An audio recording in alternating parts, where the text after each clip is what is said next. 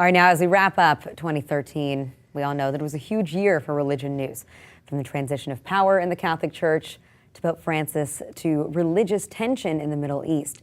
And HuffPost Religion went through the top 10 religious stories of 2013. So, Reverend, let's go through some of these one by one. I don't think we have time for all of them, but why don't we first start with just number 10, Pope Benedict resigning. This is why we have Pope Francis. Well, it was absolutely nuts. I have to say, I woke up and it was like 6 o'clock in the morning and they were like, are you up? Are you up? Pope Benedict has resigned. And I was like, is that even possible? I mean, it hasn't happened for 600 years. And everything all of a sudden changed.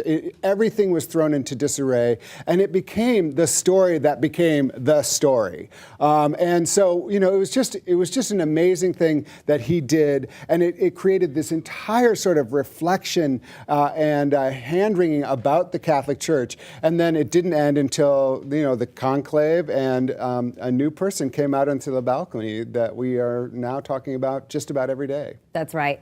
And number 9, I also think was a big one, gays gaining ground. Well, there's just, you know, this is a constant story because it really, you know, the church is one of those places where it's, you know, a repository for kind of what we think of as morality. I mean, there's, you know, not just the church, but other religious communities.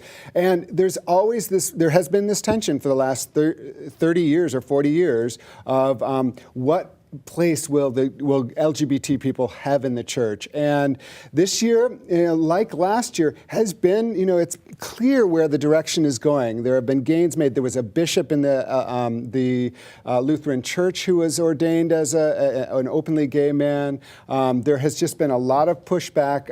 Even if we think about the big gay story, which is DOMA, many denominations put in amicus briefs for Edie Windsor, saying we actually support Edie Windsor on this. So there wasn't just one side of religion in front of the Supreme Court. And actually the attorney for that case told me that that was very important in the decision.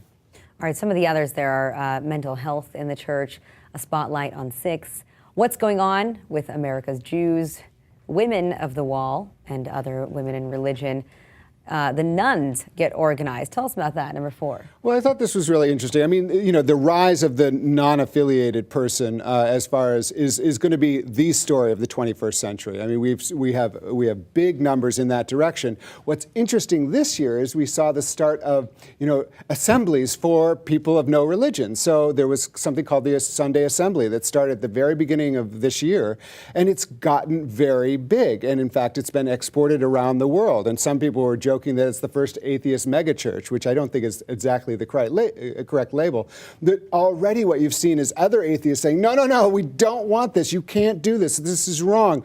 And then you have secular humanist groups forming over here. So what we're seeing is, like, you know, the nuns getting organized. And I'm just wondering if soon we'll have denominations of nuns. I mean, it'll be very interesting to see. But well, as soon as there's any organization, then there's a lot of disagreement within that organization. Welcome to too. The church. So it'll be very interesting to see how that plays out in the future. Very much so.